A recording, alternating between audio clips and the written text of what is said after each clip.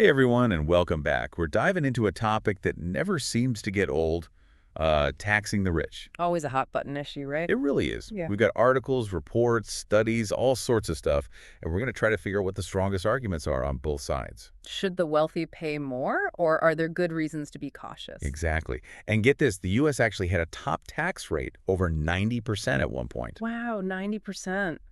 That's hard to even imagine these days, right? Totally. We'll dig into that, plus look at what's happening in other countries like Scandinavia. Even see what Jeff Bezos has to do with all of this. Should be interesting. I'm ready to dive in. So let's start with the folks who are all about taxing the rich. Okay. The tax the rich crowd. What's their main point? Well, they say, the gap between the super wealthy and everyone else is way too big, Right. and higher taxes could help shrink that gap. Makes sense.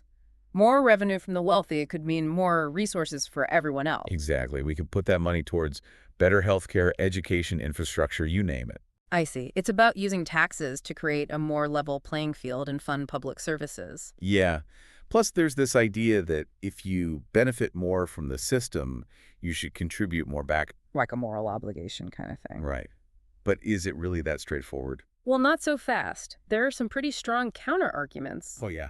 Like what? Well, some people argue that if you raise taxes too high on the wealthy, it could actually backfire. Backfire. How so? They say it could discourage investment, stifle innovation, and that hurts the economy overall.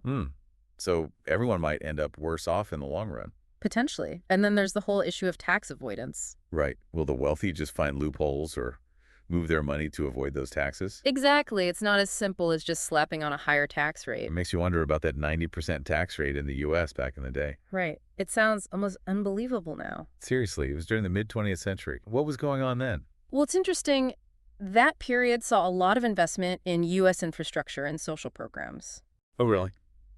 Like what specifically? Well, think about the interstate highway system, the GI Bill, things like that. They were funded during this high tax era. Huh. So maybe investing heavily in society actually helped the economy grow? It's a possibility. It's definitely something to think about. Okay, so fast forward to today. Are there any countries making this high tax on the wealthy thing work? Absolutely. Take a look at Scandinavia. Countries like Sweden and Denmark have high taxes on the wealthy and also really strong welfare systems. I've heard about that. So they've managed to reduce inequality. Significantly. But some folks argue that there might be downsides too. Like what? Well, some worry that these policies could discourage entrepreneurship and risk-taking. That's a good point. Makes you wonder if a country with high taxes on the wealthy can really compete globally. Right. It's a tough balancing act. Didn't France try something similar and it didn't work out? Yeah, they had something called the wealth tax aimed at the super rich. And what happened? It ultimately failed. They ran into problems with wealthy individuals moving their assets out of the country. So it backfired. Pretty much. It raises a big question. Can a wealth tax really be effective in our interconnected world? Right, because if someone like Jeff Bezos can minimize his tax burden despite being so wealthy, what's the point? Exactly. That's a major criticism. Yeah. How can the ultra-wealthy seemingly avoid contributing their fair share? Leads to a whole debate about potential solutions like wealth taxes or closing loopholes. Right. But as we saw with France, it's not an easy fix. So much to think about.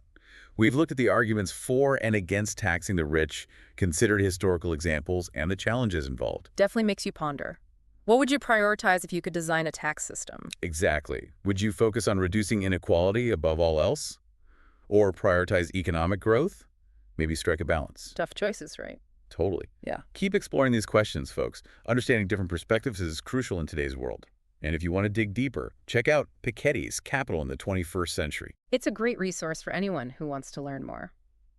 All right, everyone. Thanks for joining us for this deep dive. Until next time, keep those brains buzzing. See you next time.